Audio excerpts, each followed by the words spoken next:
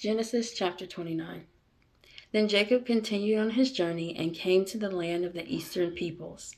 There he saw a well in the open country with 3 flocks of sheep lying near it, because the flocks were watered from that well.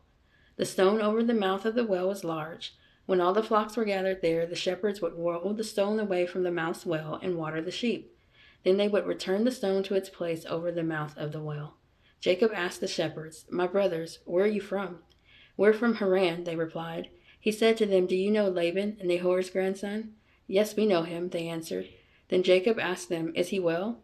"Yes, he is," they said, "and here comes his daughter Rachel with the sheep."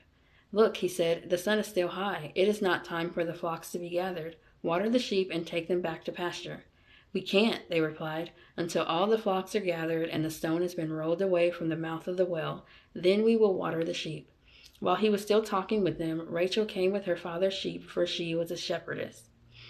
When Jacob saw Rachel, daughter of his uncle Laban, and Laban's sheep, he went over and rolled the stone away from the mouth of the well and watered his uncle's sheep. Then Jacob kissed Rachel and began to weep aloud.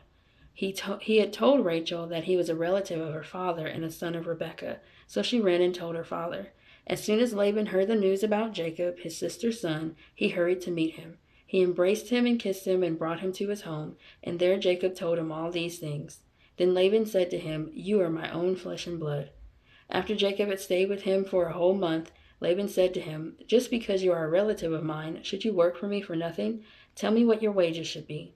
Now Laban had 2 daughters. The name of the older was Leah, and the name of the younger was Rachel.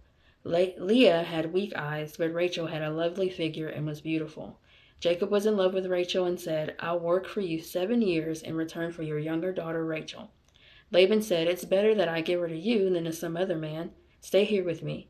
So Jacob served 7 years to get Rachel, but they seemed like only a few days to him because of his love for her. Then Jacob said to Laban, "Give me my wife. My time is completed, and I want to make love to her." So Laban brought together all the people of the place and gave a feast. But when evening came, he took his daughter Leah and brought her to Jacob, and Jacob made love to her. And Laban gave his servant Zilpah to his daughter as her attendant. When morning came, there was Leah. So Jacob said to Laban, "What is this you have done to me? I served you for Rachel, didn't I? Why have you deceived me?"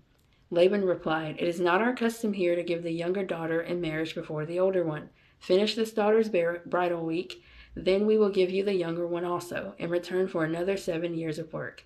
And Jacob did so. He finished the week with Leah, and then Laban gave him his daughter Rachel to be his wife. Laban gave his servant Bilhah to his daughter Rachel as her attendant. Jacob made love to Rachel also, and his love for Rachel was greater than his love for Leah, and he worked for Laban another 7 years. When the Lord saw that Leah was not loved, he enabled her to conceive, but Rachel remained childless. Leah became pregnant and gave birth to a son. She named him Reuben, for she said, "It is because the Lord has seen my misery. Surely my husband will love me now." She conceived again, and when she gave birth to a son, she said, "Because the Lord heard that I am not loved, he gave me this one too." So she named him Simeon. Again she conceived, and when she gave birth to a son, she said, "Now at last my husband will become attached to me, because I have borne him 3 sons." So he was named Levi. She conceived again, and when she gave birth to a son, she said, "This time I will praise the Lord." So she named him Judah. Then she stopped having children.